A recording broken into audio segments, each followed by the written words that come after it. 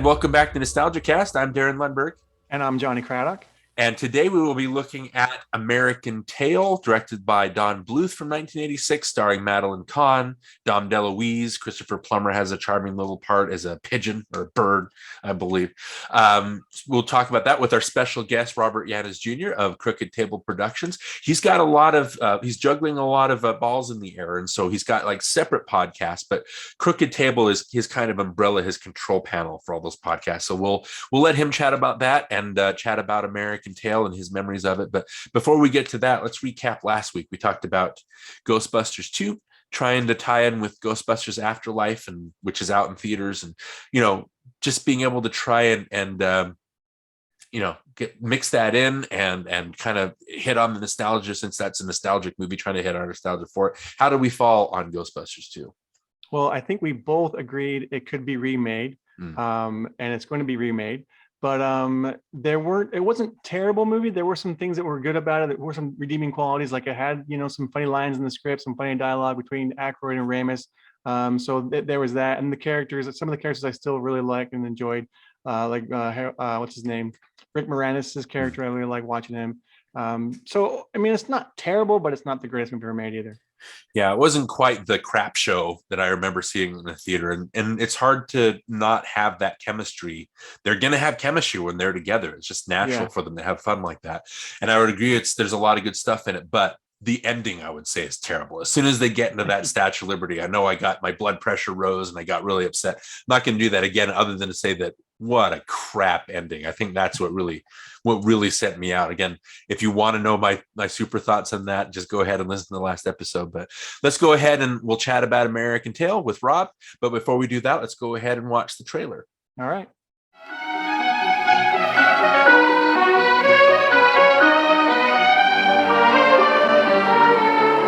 This holiday season, Universal Pictures brings you a very special motion picture experience. The first animated feature film presented by Steven Spielberg. An American Tale. The story of one family's journey to America and Fievel, their son, who got lost along the way. Papa! Fievel! Fievel!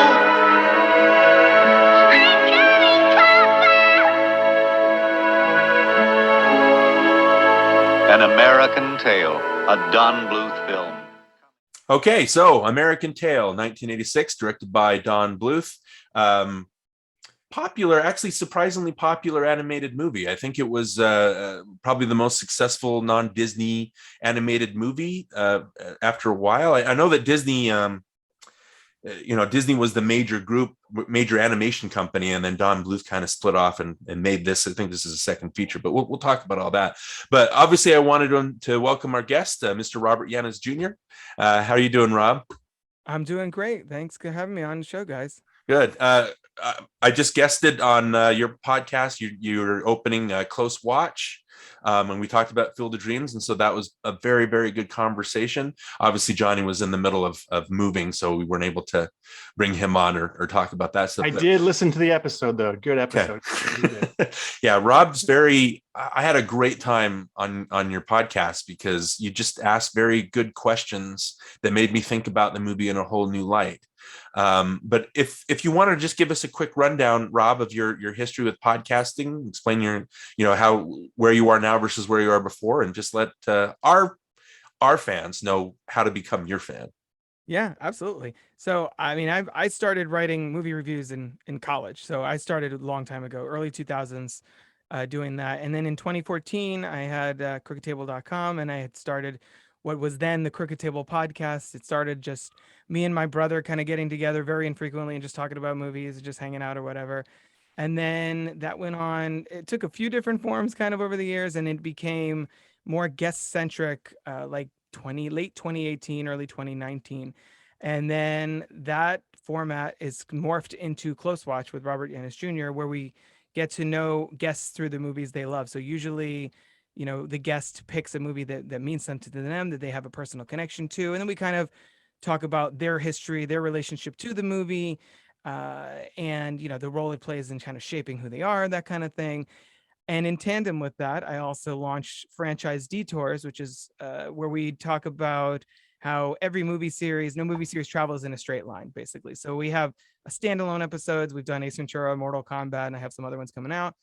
We just finished as of this recording, just finished the Child's Play mega series. We're doing Evil Dead, and then Mad Max and Spider-Man, Sam Raimi's Spider-Man trilogy, and kind of rolling into them. So I do have 2 children and a day job on top of that.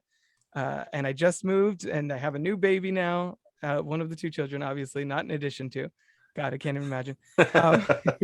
And so I do try and stagger those 2 shows sort of on alternating weeks so that I'm not overwhelming myself too much. But yeah, people can find those Close Watch and Franchise Detours on Apple Podcasts, Spotify, other podcatchers, and also, of course, crookedtable.com. Okay. Wow. And you just had your boy, right? Yeah, he's gonna be 2 months old, like tomorrow, as of this recording. Wow, are you getting sleep? You getting enough sleep? Yeah, I'm on parental leave from my day job, so that helps. Yeah, because moving, having a child, and everything, and I banked all those podcasts, a lot of them in advance, so that I would not have to constantly be doing that. So this is a nice change of pace for me coming on your show, because I haven't done one of my own in a little bit. So I'm kind of just gearing up, getting my feet wet, back into podcasting. I have a few guest appearances lined up this month, and then I'm going to start scheduling my own kind of moving forward. But yeah, it's been really fun. And I think my favorite thing about podcasting, specifically about movies, is just the community. Like, you and I met on Twitter, met in air quotes on Twitter, and they started interacting that way. And then, here we are now. We're face to face, and I've formed so many friendships just like in the last couple of years since I've made the show more guest centric. It's always me and someone else, and I have a wide variety of guests that come on sort of recurring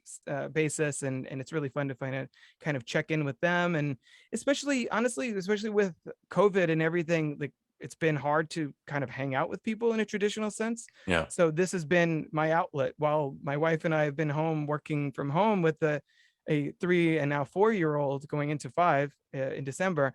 It's been a nice way to kind of mix things up and have a little bit of a social life amidst the pandemic and everything going on, and just kind of bond about our passion for film and the arts. And so I really love that about it, and it's been real fun doing that and connecting with folks. Yeah, social media has a lot of negatives. I know we talked about it often. Johnny's not on social media, is kind of smarter that way, like avoiding the confrontations and all the negativity. But I think in a way, because of what's happening, social media and podcasting or Zoom meetings, they've been kind of a godsend, being able to make people feel at least connected when they're stuck at home. And Jonny and I too, I like what you said about, bonding with people, about having guests. That's how Jonny and I bonded. We go to see movies all the time. And it's interesting because if you have a guest on and you chat about movies, that's a good way to connect and build a good rapport and find out about each other and become friends. And again, one of the things that I mentioned this already, one of the things I love about your podcast and all the many podcasts that you spread out to now is just you're like an engine of positivity, and you get people to talk about movies in a way that they didn't think of before. You're able to pull that out of them. That's something that I really appreciate. But let me ask you, and maybe you mentioned this briefly, but you said that your podcast has been morphing. Like, it was you and your brother at first, then you morphed into more guest centric. And then I want to use the word quit Crooked Table, but Crooked Table Productions is more of your underlying control of the other podcasts, right? Right. Okay. Yeah. So I took the crookedtable.com and I made it, instead of Crooked Table Podcast, I use that now, Crooked Table, as the umbrella for the 2. And I have a 3rd show with my wife that I want to get off the ground. Obviously, like I said, she was pregnant. Now we have a little one. We just moved, so it's been hard kind of finding time to bank those episodes up. Yeah. But yeah, so now Crooked Table Productions is the banner under which those different things fall. I just had I really love movie franchises as well. I comment on them a lot. On people that follow me on Twitter will see that. So I really love the idea of kind of digging into how a franchise evolves over time, something like Child's Play or like these other ones that have been going for decades. So, but at the same time, I didn't want to give up having those personal connections with and conversations with other other film people. So I Crooked Table became more of the brand, and then Close Watch kept that premise sort of alive and sharpened a little bit more, but still giving me the wiggle room to be like, well, I really want to talk about, I really want to talk about Chucky for 3 months, I guess. Where can I do that? Oh, okay, I have this show now. So it's been fun kind of programming and scheduling and reaching out to guests, and because that both of them, when I approach a new guest, a lot of times I will be like, hey, do I'll do research on Letterboxd or whatever. Sometimes somebody will tweet about a movie, and then I'll be like, hey, I'm actually planning a series on those films. Do you want to come on and talk about that particular one that you mentioned or whatever? A lot of times I'll offer people the option of which one they want to come and talk about. And a lot of times Close Watch is an easier in because they can kind of name their price, so to speak, and just kind of come in like, well, I really want to, in the case of this episode, I really want to talk about An American Tail. And so, they can kind of bring whatever they are passionate about to the table. Yeah. And that's exactly how we connected with how I got onto Close Watch, is just you put out a feeler, and I was like, I'd really like to talk about Field of Dreams. I've never talked about that in length other than to Johnny, and he's sick of it because I talk about it all the time. But, I want to be able to, and again, that was a good way to find out each other's tastes. And so, again, it's how do you come up with maybe it's just a silly question. How do you come up with the questions to ask? Because I know one of the questions you asked me about Field of Dreams is just, how do you think like Terrence Mann, what happens when he goes off after? And I was like, I've never thought about that. And we had a conversation about what it meant. But is that just something that comes naturally to you? Or is that something that you do try to purposely ask of your guests? It's a combination. I think, certain aspects, I have certain questions that I try and kind of hit with each episode, as far as how the guest connects to a certain film. Some of them are just questions that I'm wondering myself while I'm watching the film that I'll add in my notes.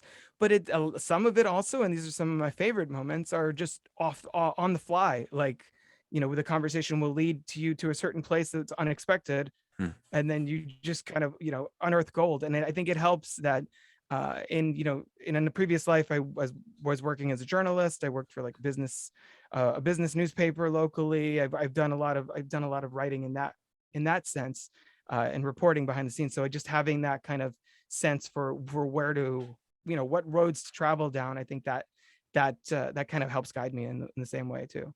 Yeah, absolutely. And again, sorry to keep blowing smoke, but I just started listening to your Child's Play series. You talked with Bree, and I liked the conversation toward the end when you're like, well, what could we do instead? Like, how would this franchise, like, maybe we could have Andy's son come into it and show the trauma of that. And I thought, that's a fun thought. Like, I wouldn't have thought about that. Or like, I liked when you did Ace Ventura.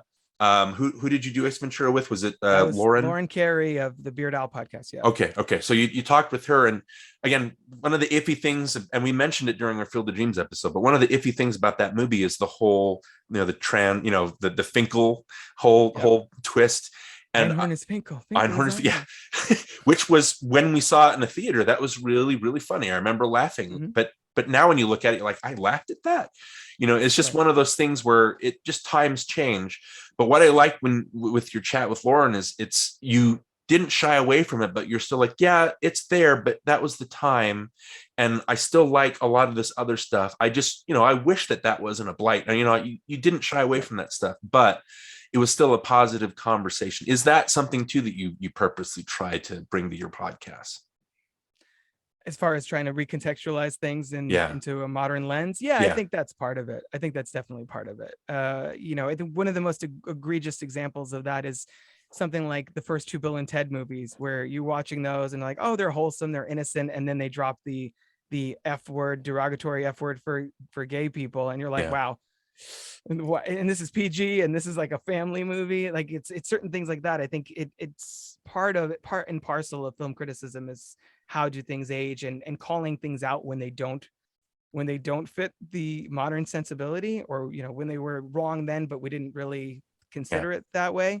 But yeah, Ace Ventura is an interesting case because I love that character. That was a hugely impactful movie for me.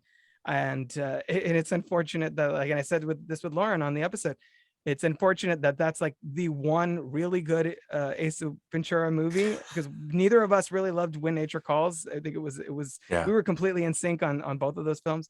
But yeah, that's how you get around it. I think it's just you have to call it out when you see it and own up to, yeah, that happened.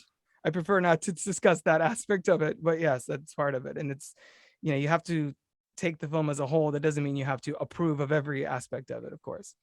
Yeah, it's acknowledging it without doubling down right on the bad stuff, I guess. So yeah, that's something that I think is, especially in comedy, like shot comedy and stuff like that, where you're things that are popular at the time which aren't really popular now. It's like, yeah, comedy's like it moves and it changes, so let's move on to the next thing, but let's make sure that we know that, okay, we talked about this stuff and that was just popular at the time, but let's and apologize or whatever, but let's move on and move on to the next funny thing.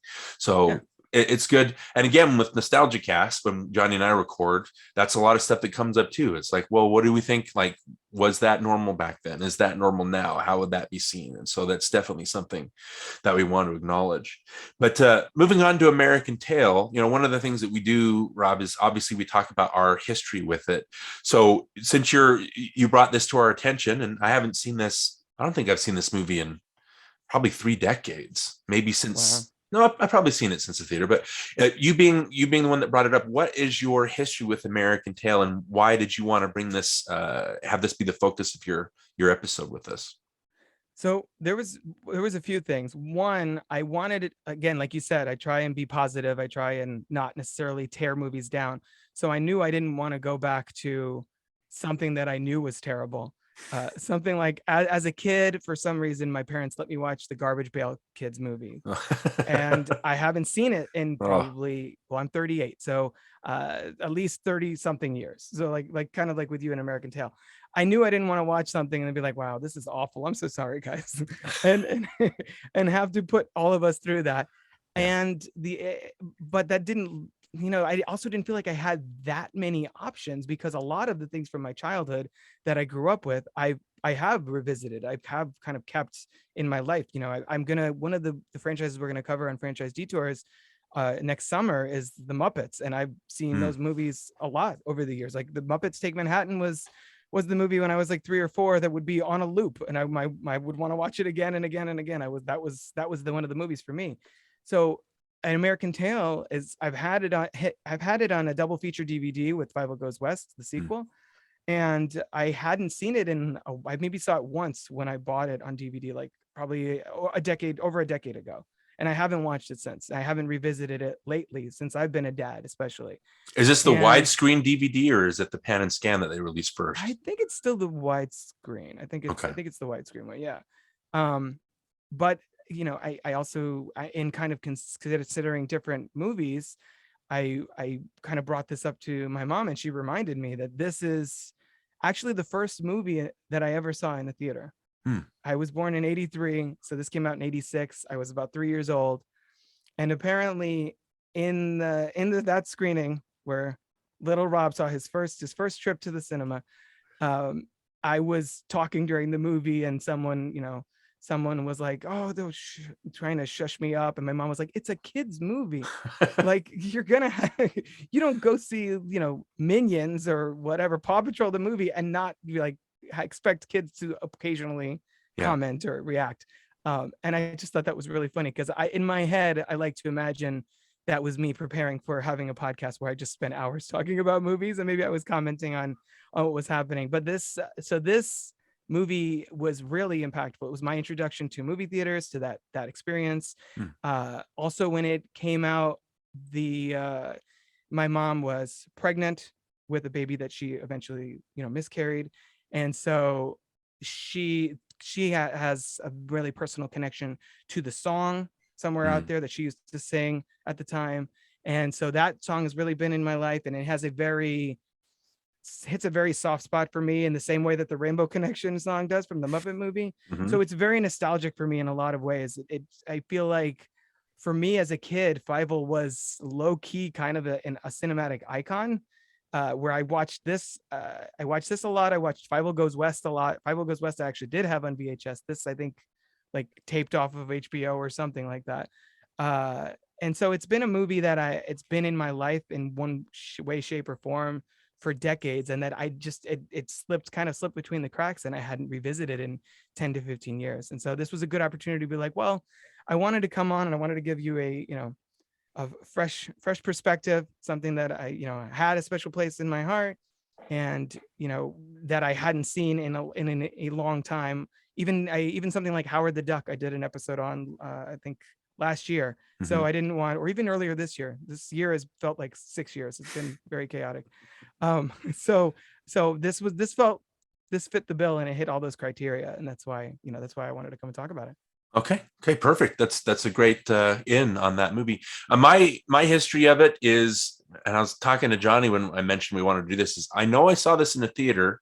I know that my mom knew that movies were something that I connected to. So I think she just brought me to anything and everything. And I know Spielberg's, my favorite living filmmaker. I don't know when I was, 86. So I would have been like 9 when this movie came out. So I don't think Spielberg was that big of a name.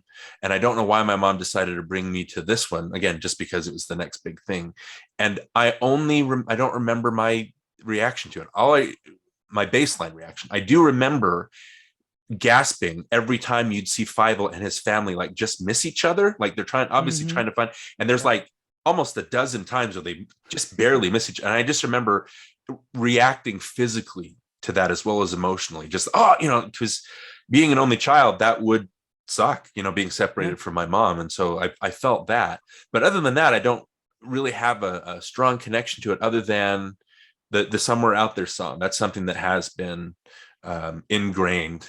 And I think it's just because it's a good song, especially since it's not Disney and people weren't expecting that at the time. But yeah, I don't really have a rich history of it. And again, a lot of these movies, when we go back into them, like last week we talked about Ghostbusters 2, which is what, I saw that in the theater, but I never really bothered looking into the history of it until Jonny and I decided to do an episode of it. And it was the same thing here with American Tail. Just the history was fascinating. But before we get it, Jonny, what's your history with American Tail? What's your memories of it?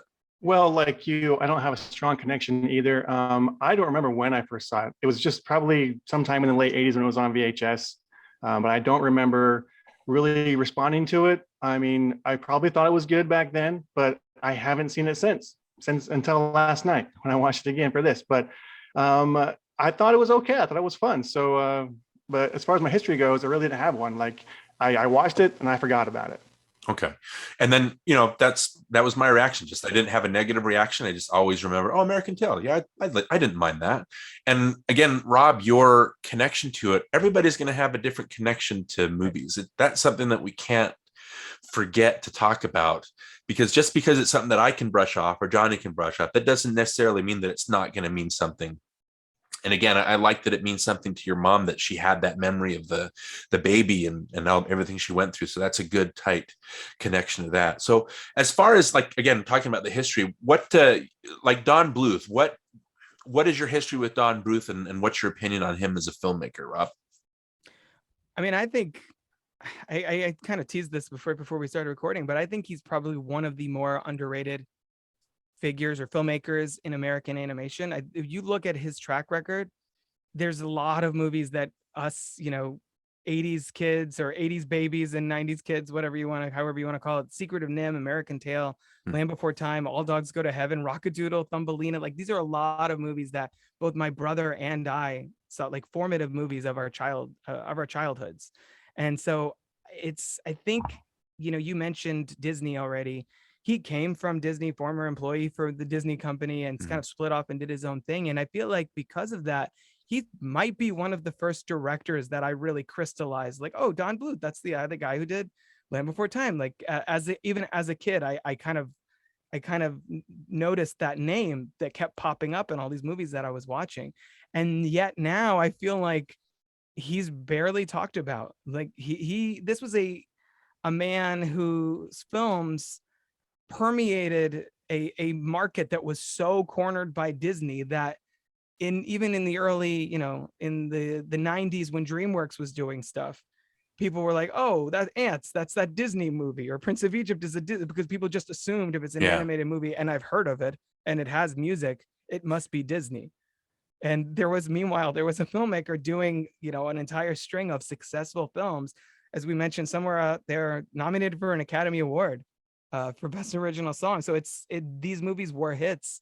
And this one spawned not only a theatrical sequel, but then became part of the whole direct-to-video sequel boom that really Disney started with Return of Jafar. They had 2 more of these sequels, which I didn't see. But Don Bluth as a filmmaker he really always stood out to me as someone who was doing 2D animation in a way that, kind of complementing Disney, but also making films that in a lot of ways were more challenging than Disney films. I mean, Land Before Time, when it does come up, it comes up for how Littlefoot's mom and that her death scene like shook kids to their core. And this is, an era of children's entertainment where movies weren't afraid to do that, weren't afraid to regularly kind of go dark and go scary and push young viewers to facing, serious topics. Land Before Time deals with death, and so does All Dogs Go to Heaven. This movie kind of explains the immigrant experience to young kids through the prism of, a pigeon that's building the Statue of Liberty and all this other stuff, using cats as their persecution that they're trying to get away from, fleeing their home country. You have Jewish Russian mice in this film. Speaking of representation, I mean, it's bringing a perspective that Disney clearly wasn't covering. And I think it's a shame that Don Bluth sort of low-key retired, I guess, because Titan AE was his last film in 2000 and failed miserably at the box office. And now, he's become kind of a relic of the past. And I think it's unfortunate that this movie and others in his filmography have sort of gotten lost to time. Yeah. What is your opinion on, because I know it seems like reading every backstory behind every movie he made, it seems like he had a lot of trouble, like their production woes or struggles that he had to go through. Obviously you're going up against Disney, and then when a movie didn't, I know American Tail was a big hit, Land Before Time was a big hit, Secret of Nim was a big hit, and that gave him kind of carte blanche to move on to other things. But what do you think, why did it, I guess I'm just frustrated because I agree with you that they do challenge kids, and we'll talk. I wanted to bring up the Siskel and Ebert review. I don't know if either of you have seen that, but we'll talk about that in a bit. But do you think that's just because he kept trying to push the boundaries and it just didn't work for him? What do you think did Bluth in finally? I mean, I feel like it's probably the leaning towards CG animation. I think that was a big part of it. Titan AE sort of plays with that in part. Yeah. But then, like I said, that was 2000. A couple years but earlier, you have Ants and Bugs Life. DreamWorks was kind of coming in there with Shrek was the year after Titan AE. And then it just became pop culture reference and potty humor. And, now here we are with Minions and Trolls and all that. And I kind of enjoy some of those movies, but it just became very lowest common denominator, a lot of the kids' entertainment. And this kind of stuff there wasn't really a market for it in the same way. I think that's unfortunate because it's also funny watching this movie today, their plan with the like giant mouse monster that they make, very similar to the plan that Bugs Life has, right? The like bird puppet that they make. And I'll argue, maybe this is a hot take, I think this is a better movie than A Bug's Life. And so, I think it was Pixar, Disney, and DreamWorks kind of edging these movies out technologically and as well as kind of narratively where their focus was going. Right. Well, you talk about too, like I have that as a note. I was like, isn't this the same plan that they had in A Bug's Life? Trying to scare the bigger animals. And another thing too, is I know that Howard Ashman is, a lot of the podcasts that I listen to one called Sideways, basically talking about music and film. And one of the things that he pushes on that podcast is Howard Ashman really pushed the idea of, having characters like a Broadway show, having them like talk and then seek into the lyrics. And they made a really big deal out of that, like with Little Mermaid. And there's an episode that he does on why Disney sounds so nostalgic. And that's, it kind of apes those Broadway things. But the way that he framed it was like, oh, Howard Ashman was the first person to ever do the speak seeking into the song.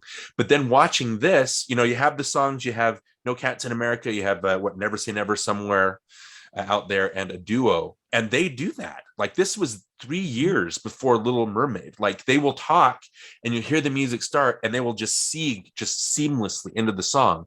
I just think it's interesting that they make such a big deal out of Ashman doing that when in fact they did it in this movie 3 years prior.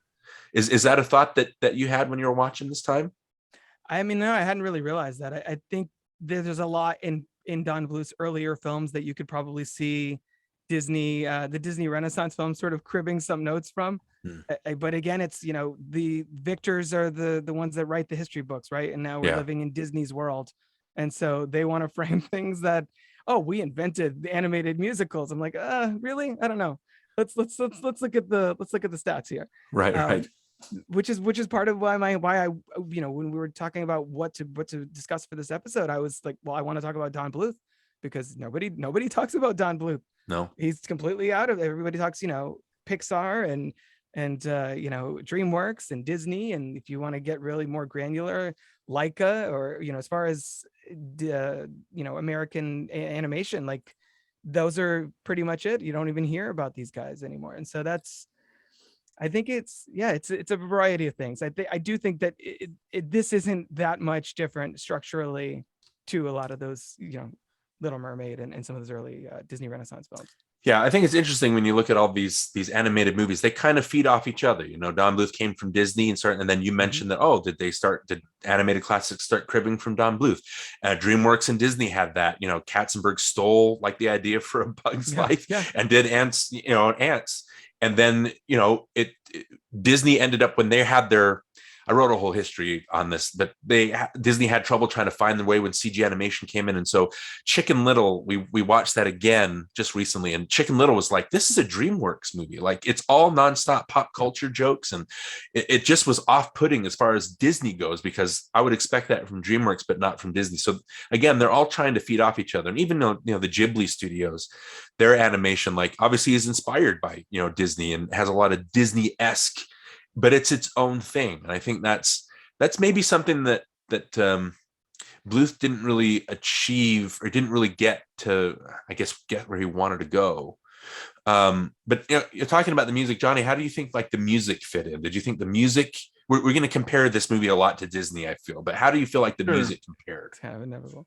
Yeah. Well, I would say that I enjoyed the music throughout the movie. I forgot that it was a musical. So when they started singing, oh yeah, they have songs in here. And I do think the very first one, the No Cats in America, was kind of like, it has that whole bipolar thing going for it, where like they're really sad and melancholy, and all of a sudden they're happy and chip because there's no cats in America. And at first you're kind of like, whoa, is this like a ballad, or is this like what is this song trying to do? So there was that, but I enjoyed it. I enjoyed that song. And then of course, Somewhere Out There was in there, and that was fun. And then it was fun to kind of relive those songs, because I'd forgotten they're even in the movie. So it was fun to kind of go, oh yeah, that song's in here. Oh yeah, that song's in here. So I enjoyed it. Yeah, it was fun watching Somewhere Out There. Again, it's cute is the only way to describe it. When Fievel first sings and his voice cracks, my wife just started giggling when we watched it last night. I was like, that's really charming. It's not, Disney animation is it seems seamless, and they all have it down pat, and it's just like a machine. And so just seeing these little like cracks and little differences and little human moments, I just really like that a lot. Again, bringing up Spielberg, I love that and again, Rob, you talked about Child's Play. I thought it was interesting that David Kirshner, who helped come up, he's a producer now, but he helped come up with the story. He was a producer on Child's Play. I thought that was that was a fun little tie-in for that. Just a couple years after this too. Absolutely. That's a weird segue into a different different franchise or different genre. But yeah, so Spielberg and Kirshner and Bluth, they all came up with the story, and it's real, like I said about the history, it's fun hearing Spielberg get involved, because he spearheaded the whole thing. He made, I have a note here saying that when you see Spielberg Presents, you see Kathleen Kennedy and Frank Marshall, their names in the credits. It gives automatic cred to this movie. Absolutely. That even though it's not Disney, you're like, oh, Spielberg had a hand in this. This is automatically going to make me respect this a little bit more. It was just fun, and reading the history and hearing Bluth talk about Spielberg. Spielberg wanted to be very hands-on, and he would have a hand in the storyboards, and Bluth would show him the storyboards, and Spielberg would take stuff and he'd get excited about what he saw, and then he would alter things and add little things, and then he would also do, like, he was a learning curve for Spielberg, because when you're a kid or you're not sure how animation works, you just kind of think, oh, this can be edited just like a movie, like you can add scenes in and stuff like that. And so Spielberg would have suggestions of adding scenes or taking out scenes, and Bluth would say, we can't do that because everything is of a piece and it's storyboarded together and it's filmed as one. So if you ask us to do that, we're going to have to take months to be able to create a new scene and kind of retrofit this. And that reminded me of Katzenberg on Black Cauldron, when he came into the studio and was like, we need to edit this out and edit that out. And the filmmakers were like, we can't cut stuff out. It's not like a regular movie. Like, that's not how it works. So it was just fun seeing the learning curve that Spielberg had, and the hands-on. And again, a lot of the stories here, like, he would make suggestions and Bluth would say, well, I'll think about that. But then it's Spielberg. So exactly, you're going to want to take with that man's fertile mind, especially the late 70s, early 80s. You want to take that stuff. And that Spielberg was very diplomatic. It reminded me of when he was working on Mask of Zorro. Martin Campbell directed that, but Spielberg would go up to him and say stuff like, I have this actress I've seen in this movie. Her name is Catherine Zeta-Jones. I think you might like her, but I'm going to leave that to you. Like, you're the director. And so Campbell had one look at Catherine Zeta-Jones, was like, yep, we're casting her. Or there was a scene in Mask of Zorro at the beginning. I was just telling my wife last night, when you first see Hopkins and Zorro come out and they're going to shoot the guy, they have the gunfire, they're all going to shoot it on at the same time, the line, and the Zorro comes in and whips the rifle and pulls it, and they all pull and they shoot the guy that's going to say fire. And that was Spielberg's idea. Spielberg said, why don't we do this? And then again, Martin Campbell was like, well, I'll think about it. And then secretly, yeah, let's put that in, because you don't want to, when there's good ideas like that, you don't want to kind of nix it to be your. So I like that it was a, kind of a team effort, and being able to make this work and try to work everything out. But I guess the next thing I wanted to talk about, when talking about Disney animation versus regular animation, I don't know, like, when you see American Tail and you see Land Before Time in a theater, as a kid, it doesn't hit you that the animation quality is different, or at least I don't think it does. It didn't with me. Like, again, American Tail, I didn't have bad feelings of, because it's just like you said, I thought it was a Disney movie for the longest time. Land Before Time, I thought that was a Disney movie. And so, but when you grow up, you start noticing, and I don't know if you guys feel the same way, but Land Before Time is a good feel-good movie, but I feel like the animation isn't quite as powerful and smooth as like a Disney movie would be. It doesn't have the backup and the budget. There are issues in this movie where they would have moments where they were like, it would take a silent moment of Fievel like climbing up something to get to his dad that a normal cartoon wouldn't have, like a human moment. But then the scene automatically after that, when Fievel gets knocked off the ship, it's so frantic and I can't tell what's happening. The movie would do that like a lot. And I know Land Before Time it seems like it's missing frames when the dinosaurs are moving sometimes. It's like the animation isn't quite as smooth. I know Anastasia that he did, the animation was like rotoscope-ish, like old Disney, but then Anastasia would be missing like shoulder blades, like you wouldn't see the lines on her shoulders. So sometimes it would miss out on these realistic. So I'll ask you, Rob, and then I'll ask Johnny, what is your opinion on, do you see a difference in the animation, and what do you think of the difference in quality versus like an American Tail versus a Great Mouse Detective? Right. Yeah, no, I think you do see it. I noticed that kind of thing. Like, there's a certain scrappiness, I think, to these movies because they don't have the budget. This costs only like $9 million. I just looked it up as you were talking. And it you can tell that the probably corners had to be cut, and you have Spielberg kind of lending his name to it to give it that credibility and kind of push it through. But it's also, I think, part of the reason why these early Don Bluth films were able to be successful is because you just mentioned The Great Mouse Detective. That wasn't really that big a hit for Disney. Like, this is a dark period, 70s and 80s. Disney was not doing so great. That's why you see all those videos on YouTube of all the animation in Robin Hood is reused from like the past 3 decades of Disney animation. They were cutting corners as well at a certain point, and this is that sweet spot right before Disney started taking over again with Little Mermaid and going forward, where they were able to have, what I think, we rightfully perceive as lower quality, at least visually, animation, and able to make it a box office success. Like we nobody really noticed it or knew the difference in the 80s. And now looking at it with a critical eye, we can see the flaws, but there's still something about it that feels warm and fuzzy to me. But I guess because I grew up with these films or with this style, and the design is there, so that helps back it up a little bit. The character design is there. It's just, yeah, you can definitely see the seams, I think, watching this today. Right. Jonny, do you see a difference in quality between animation, something like this and something like DreamWorks versus Disney, or 3D animation? What do you think? Yeah, I would agree with what Rob said. I do think you can tell a difference. However, American Tail has a look, a style, and once you accept that, you can get over it. You can get over the fact that it's not as pristine as, say, Little Mermaid or Aladdin or Lion King. Once you accept that world and that's what they've established, then you're like, okay, I can live with this, and so you go along with it. But like you said, Darin, they were missing things, and that's something that I noticed, that like parts of the scenes would be missing, like when he does fall off the ship, and then now he's in this bottle. It's like, how did he get in the bottle? They never explained how that happened, and that happened throughout the movie a few times. I remember thinking, well, how'd that happen? How did he get from this place to that place? And so if that's a budget thing, I understand that, but I think they could have, explained it better. Now, the 3D thing, I have 5 kids, and we go to a lot of movies, a lot of the new, 3D movies, we see them all. So I'm kind of sick of that 3D look, you know what I mean? So it was refreshing for me to watch this one and to see 2D again versus the 3D and be like, oh yeah, look how that can be done with actual artists, drawing each cell. How much work goes into that? It's just kind of mind-boggling, and we don't really appreciate how much work and effort went into making these animated movies back then. Yeah, absolutely. Rob, any thoughts about that? Yeah, no, I agree. I one thing that I actually noticed that was kind of bugging me in certain scenes, and my daughter, who watched it with me, my almost 5-year-old daughter, she and I were watching it, and we were very concerned about the location of Fievel's hat, which he seems to lose and then has it on again 2 seconds later. Like little things like that, like the continuity of motion is just lacking. And as you mentioned, Darin, I think some of the more frenetic, like action heavy sequences, like the there's kind of the ship and the storm and all of that, like all that stuff happening. You miss certain details, again, probably for budgetary reasons, I would imagine.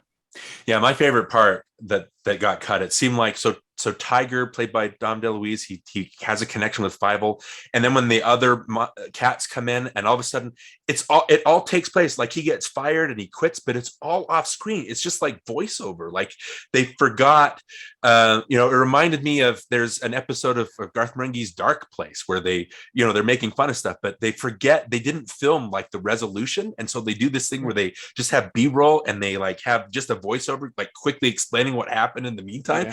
And it made me laugh because I'm like, oh, obviously they didn't have the budget to shoot that stuff. It was just funny seeing Fievel run and then hearing Tiger say, well, I quit then. Like, I don't respect you. I don't like this job. It's like, oh, this is all happening because they had to have that, but they didn't actually animate any of it. So, but that's in a Disney movie, in a Pixar movie, I don't think that's very rare to run into those like continuity errors and story errors, because I think Disney has the time, and Disney, we, like you mentioned, Rob, they were in it facing a dark period, but when you watch Disney movies now, they have the time and the clout to take their time and put all the effort and plan out every shot so everything works smoothly. And that was really popular with Pixar when they first started, when they would just take the story and they would try to make sense of it and everything works.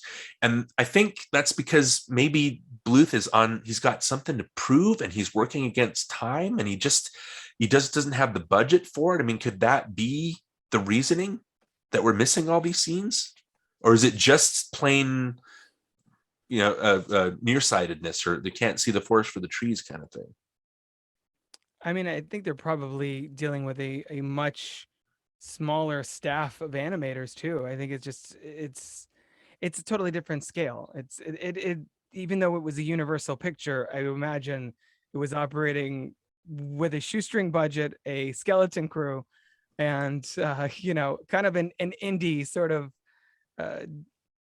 schedule. They were like, okay, we need this. Disney just pushed their movie off 3 months, to the whatever. We need something for this slot.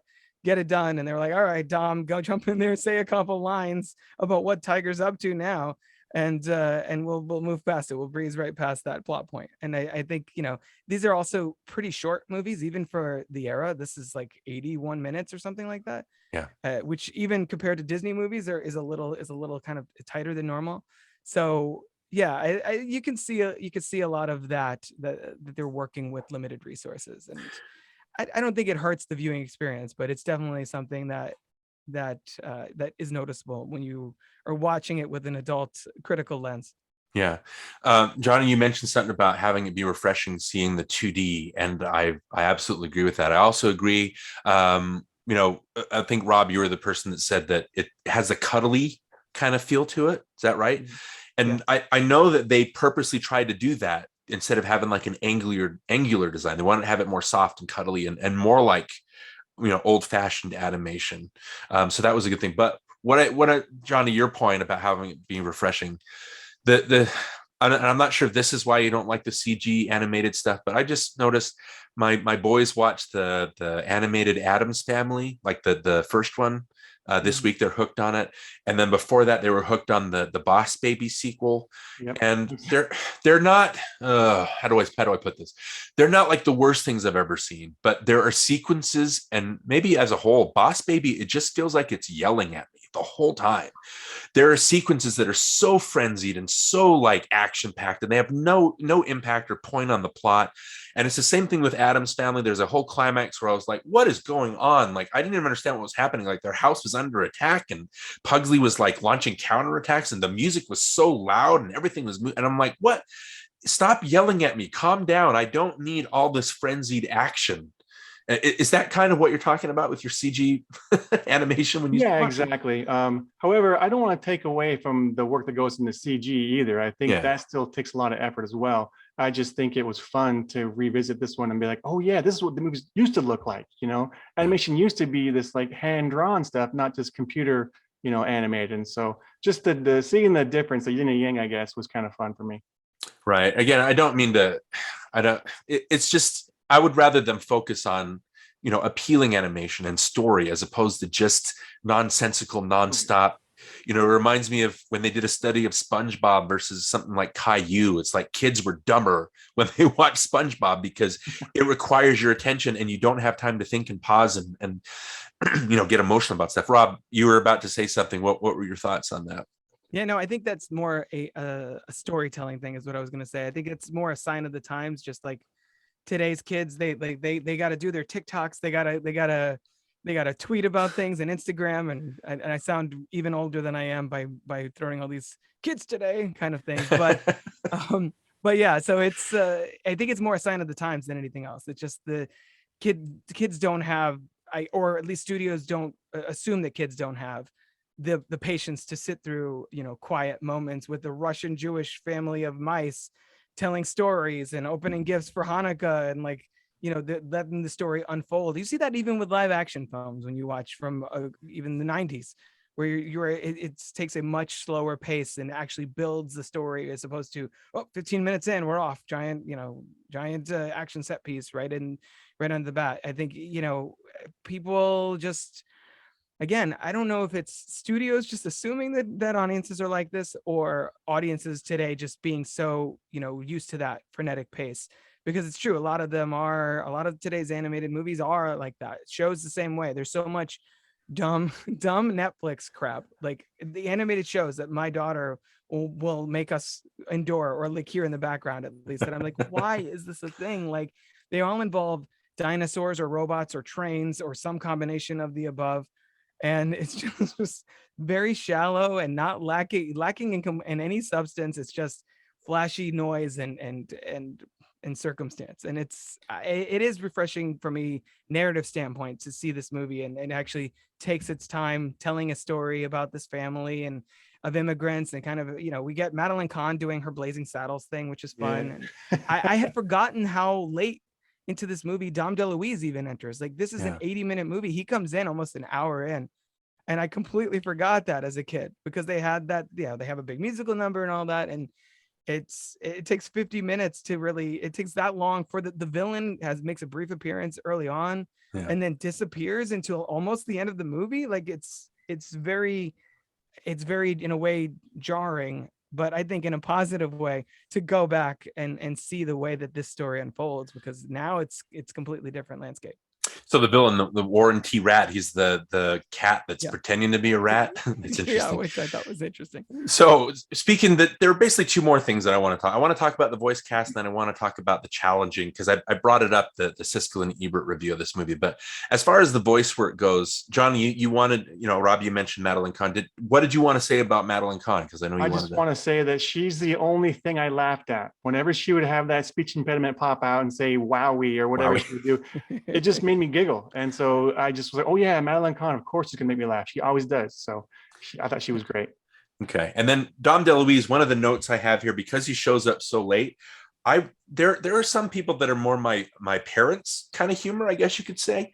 But my note is Dom DeLuise one of those guys we're automatically supposed to think is funny just because he's Dom DeLuise? You know what I mean? Like Elizabeth, my wife, because he was in Land Before Time, and I think he shows up in like Rockadoodle or something like that. I'm not totally sure, but he's kind of the same. There's no real character. She mentioned that, John Ratzenberger, when he shows up in the Pixar movies, it's the same voice, but he's playing different characters. Like every time Dom DeLuise shows up in one of these, he's just Dom DeLuise in animated form. There's no, and when he's singing a duo, he's charming, but he's one of those guys that's like, yeah, this humor is not really my type of thing. What did you guys think of Dom DeLuise as an actor in this? Rob, what did you think? I mean, Tiger just has big cowardly lion energy. Yeah, let's just break it down. It's just Dom DeLuise being the cowardly lion, in a cat form, in like an alleyway cat form, and he's got the same sort of fur coloring and everything. I think it's fine. I think he is basically doing Dom DeLuise as a cat, and he does Dom DeLuise as a dog, and all dogs go to heaven. So I mean, he clearly had a rapport with Don Bluth.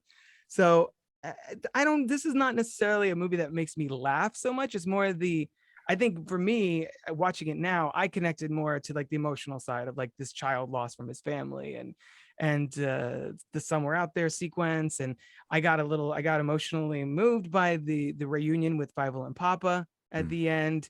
And so it's really, I think, that side of it. Some of the dark moments that really stuck out to me was when he gets lost, and he's sort of like, no, you're right, they should have found me, like I'm gonna stay, this is my home now. And then the camera pulls out and there's all these like orphaned mice just living on the streets or whatever. I was like, wow, that's heavy imagery for this movie to introduce to kids. Like, yeah, there are people that don't have homes, there are people that live on the streets, like, it kind of introducing, that's what I was kind of alluding to, things like that these movies introduce more serious real life topics to kids in a way that it's digestible, in a way that it's mice and cats, so it's it's not scary per se. But yeah, Dom DeLuise is fine. He's being Dom DeLuise. He wasn't nearly a highlight for me as much as he was when I was a kid, because when I was a kid, like I said, I watched Fievel Goes West a lot too, and I think has a much bigger role in that movie. He's kind of an ongoing sidekick in that film for Fievel. So he's fine. I thought I'm more drawn to the Moskowitz family than I am Tiger or anything else. And yeah, it was fun now as an adult going back and watching this, having been familiar with Blazing Saddles, which I hadn't seen at this point, obviously, and be like, oh yeah, so she's just like, I'll do that exact same voice all over again. And I thought that was super fun to see her do that. Yeah, right. Well, I want to talk about the challenging, but I do want to mention, speaking of A Bug's Life, it just came to me, having Tiger like switch sides is a lot like the Richard Kind grasshopper in A Bug's Life, how he's but then he switches sides and he's with the ants and with the circus troupe. But again, something they cribbed from that. Johnny, did you have any thoughts on? Oh, sorry, go ahead, Rob. Oh, I was just gonna say, I literally just realized Madeleine Khan also does a voice in A Bug's Life. Yeah, that's right. Since we're drawing parallels. She's the wife of the mantis, right? The butterfly. Yeah, I think so. Yeah. Absolutely. So she was poured over from there. Any thoughts on Dom DeLuise before I wanted to talk about the challenging stuff, Johnny? Well, I thought it was fine. I think anybody could have done that part, but I think they got him for his name. Yeah, just the flavor of the month. So maybe the last topic that we'll end on, and I think it's a good point. Having this be a challenging movie, when you guys can, and especially everybody watching or listening, like when you're done with this, go and try to find the Siskel and Ebert review of this. They're very negative on this movie, and it's a weird review because Ebert starts off talking about how depressing and how downbeat this movie is, and like, oh, that's what children want. They want sentimentality and pathos. Yeah, give me a break, that kind of thing. And the way that they're talking, they're talking about how challenging the movie is and how different and how downtrodden and more realistic it seems. And that's a negative, thinking that kids will not like this. And that was their point. Ebert also says like it's too depressing. He mentions that they didn't flat out mention the Jewish angle. Like, we know they're Russian Jews, but they don't like have to mention it. And that's what I liked, is the whole human stuff going on at the same time. That's kind of a backdrop, like in Secret of Nim or like in The Rescuers, where you have these animals that are kind of playing out the same story as the humans are at the same time. But they had a big problem with them not making a bigger deal out of them being Jewish. Like, they never mentioned the Jew stuff, and they never, but there are points, like, again, Spielberg, his grandpa was named Fievel. There's a part where Fievel looks in like a window and sees kids learning, and Spielberg's grandpa would tell them his grandkids stories about how when you were a Jew, that's how you learned. You weren't in classrooms. You sat outside, and what you learned was what you heard through windows. And so there's a lot of personal stuff that goes on, and obviously the immigrant stuff and all that. And then, Siskel talked about how they had racist caricatures, about how there's the Irish, the Irish who's a kind of corrupt. They had the German, the Madeleine Khan character. They had the Italian, the Tony character. And he's like, these are racist caricatures. And I'm like, what cartoon doesn't have these racist caricatures? Yeah. And then the last thing that he talks about, Siskel goes, you know what else I hate? I hate how they introduce the actors at the beginning before the action starts. I don't want to know Dom DeLuise is in this. I just want to be surprised by it. Like, I hate that. And I was like, that's what affected your review. It seems like it was just very nitpicky. So me saying that and having them say it's just too depressing for kids. Rob, what's your angle on that? I don't want to be like Siskel and Ebert are always wrong, because they're right just as much as they're wrong. But what do you think about that angle that they're coming at the movie at? I think that's ridiculously short-sighted. I think kids are smart. You have their attention. They're going to see a movie about a cute little mouse in a big blue hat. Let them go and enjoy that. Get their cute animals, but why not teach them a lesson or have them? There's kids are smarter than you think. And I say this as a parent of two kids. Like, I'm totally fine. I like a lot of the frenetic stuff that we were talking about. Like, I don't mind some of that. I don't mind the Despicable Me's. I don't mind the first two Shreks. I don't mind a lot of the CG stuff, the Disney Renaissance, as we said. But those are serving a different need. Those are fairy tales. Those are, stretching your imagination. This movie and other Don Bluth movies use animals as metaphors for real life situations, and to expose kids to that in a way that is palatable, in a way that's not going to traumatize them. And I don't know what the hell he's talking. They literally celebrate Hanukkah in the beginning of the movie. They're opening Hanukkah presents. So it's pretty blatant that they're Jewish Russian rats or mice. So it's like, I don't know. I think that sounds like the whole animation as a genre, not a medium thing all over again that we see. And like, oh, animation, that's for kids. I'm like, says who? Like, not all animation's for kids. This animation happens to be for kids, but it's also, trying to reach adults. It's trying to do something deeper than just like, a Mickey Mouse cartoon would. And I don't think that's a reason to fault it. I think some of the things we brought up, some of the animation, certain flaws there, or certain elements of the story that feel like maybe they're disjointed, or maybe their plan, the plan to scare away the cats, maybe that feels disconnected from other things. Like, there's other like criticisms you can bring into this, but to say, oh, this is too depressing for kids, I'm like, they have musical numbers. There's a cat in it. Like, what do you want? It doesn't have to be pandering to be appropriate or entertaining to kids. I'm a testament to that. I was 3 years old when I went to see this.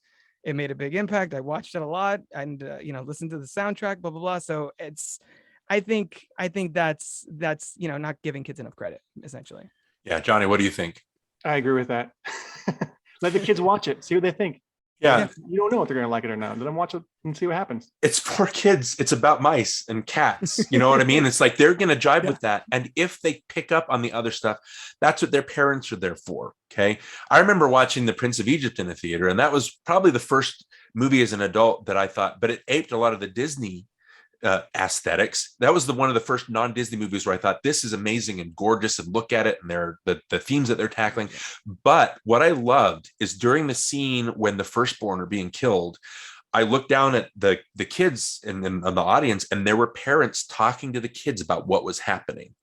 And to me, I was like, that's important, because it's not just dumb bounce off your head entertainment. It's something that's sinking in, and they're going to have conversations about it.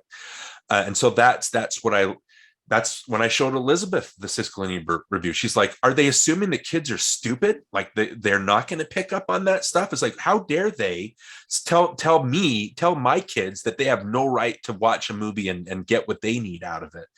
And I thought it was funny too, because if you guys watch that review, when Ebert brings out Somewhere Out There and says, listen to this depressing, sad song. And he has Fievel come out, and it's what I mentioned, when Fievel's voice cracks. Again, I laughed in the clip. I was like, that's not serious and depressing. That was actually kind of funny and refreshing and charming. And when they sang the piece of the song, I thought, that makes me want to see the movie. You know what I mean? I don't know. Like I said, I don't want to be one of those guys that says critics are always wrong, because sometimes they will jive with you and sometimes they won't. But I don't know. I think that's important. A movie like this is good as a kind of an antithesis to Disney, another side to let you, feel more things and let kids experience a little deeper emotion. Was there, before we move on to our final segment, was there anything else that you guys wanted to add? Any other notes that you wanted to mention about American Tail that we haven't mentioned yet?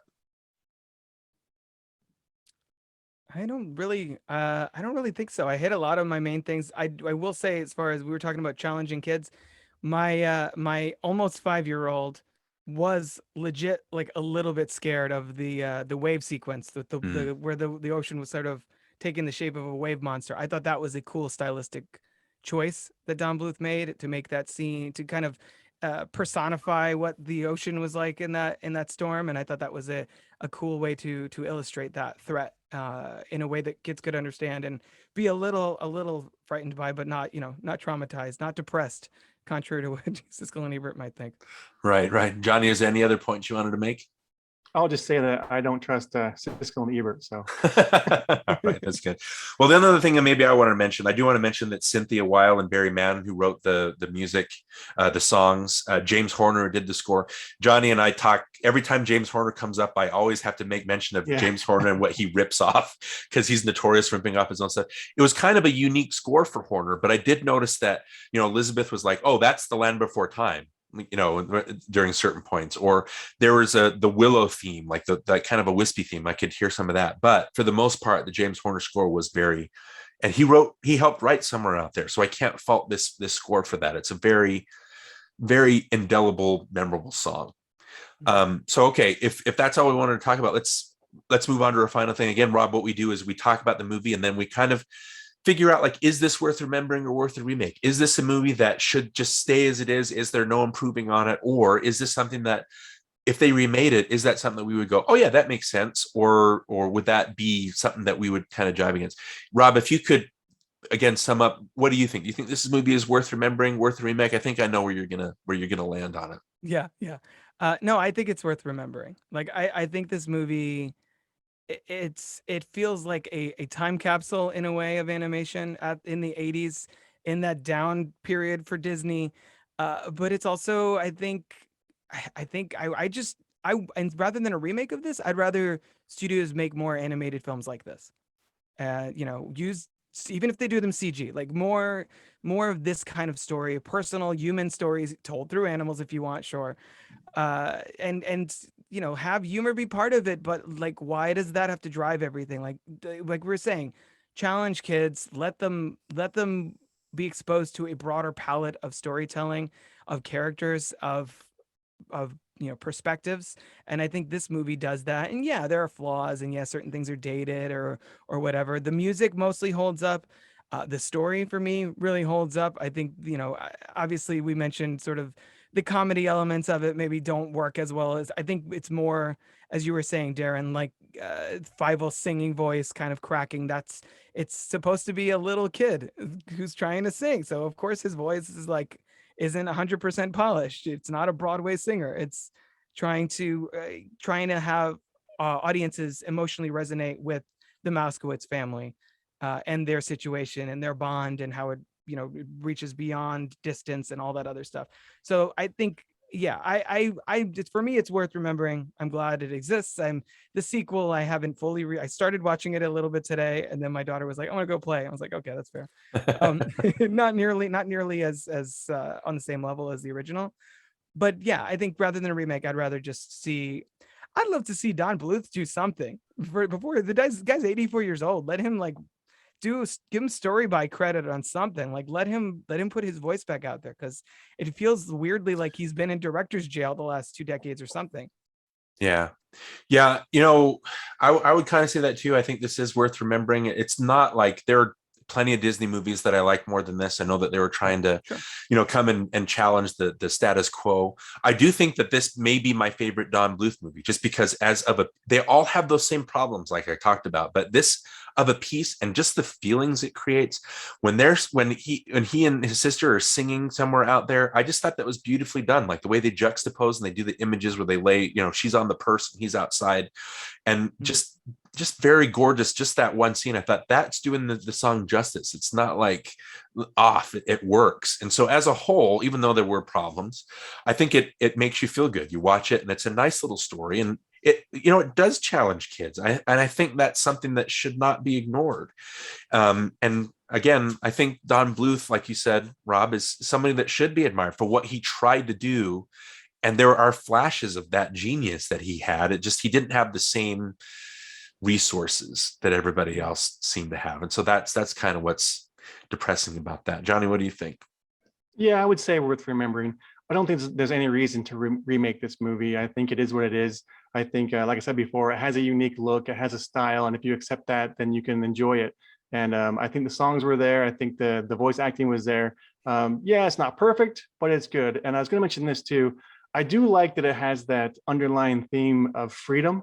And I think that was something that I connected to, like, oh yeah, freedom. It's nice to see Hollywood make a movie of, encouraging freedom, because that's what I'm all about, So. Yeah, absolutely. I like that they did have the backdrop of the Statue of Liberty being built. And then again, I mentioned, Rob, that we did Ghostbusters 2 last week. And one of my hated parts of that movie is when they climb into the statue and it's able to walk around, and just being in the statue and knowing what it's like and going, it would not be able to move like that. I couldn't get into it. And so when the statue winks, I was like, oh man, they're going to make kids think that the statue is actually alive. Don't do that. I just thought that was funny seeing the Statue of Liberty again. Yeah. It was just a silly flourish at the end. It's the genie turning around and being like the moon in the sky at the end of Aladdin. And I like that the Statue of Liberty is actually bronze in this film, isn't it? Yeah. It's not the green that it decayed over into. Yep. Yeah, I thought that was really cool too. And it's prime. Okay, that's great. So again, 3 worth rememberings. I think that's great. Rob, again, thank you for bringing American Tail back to our attention. Absolutely. If you could, again, I want people to you're such, and I said this before, you're such a blast of positivity. I love listening to your conversations. You're always able to come up with new angles to these movies, and like, you can hear it in your guest voices. I don't know if you could hear it in my voice during our Field of Dreams episode, but I was just delighted by a lot of the different ways I was able to look at it and think about it. And that's something that I get from all of every podcast episode that I've listened to, it has that. So if you could tell people where they could find you, tell people how to connect to you and follow you, and what you think they need to do to be able to get the full Crooked Table Productions experience. No, thank you so much. And thanks guys for having me on the show. This was a blast to talk about this movie that I hadn't seen in so long, and introduce it to my daughter at the same time. People can find Close Watch and Franchise Detours on Apple Podcasts, Spotify, and other podcatchers. I'm also active on Twitter at Crooked Table. Same thing on Instagram. And I'm trying to be more regular with my posting. It's hard, as I mentioned, with 2 children and a new house to make that happen. But I have a lot of plans for the future and a lot of things in the works. So stick around and come and check us out. Absolutely. Yeah. Again, everybody get following Crooked Table, get following Franchise Detours, get following Close Watch, all that stuff. Again, you will not regret it. And again, Rob, it is refreshing to hear that there are other podcasters out there who have mortgages and kids that they need to worry about in between podcasting episodes. Yep. So again, I wanted to thank you, and I look forward to having you on again. If you just want to start thinking about another movie that you want to cover, we'll chat about. I'd love to have you back, and we'll chat. Okay. All right. Thanks, awesome. Rob. Thanks, guys. Okay. Thanks, Rob. Appreciate it.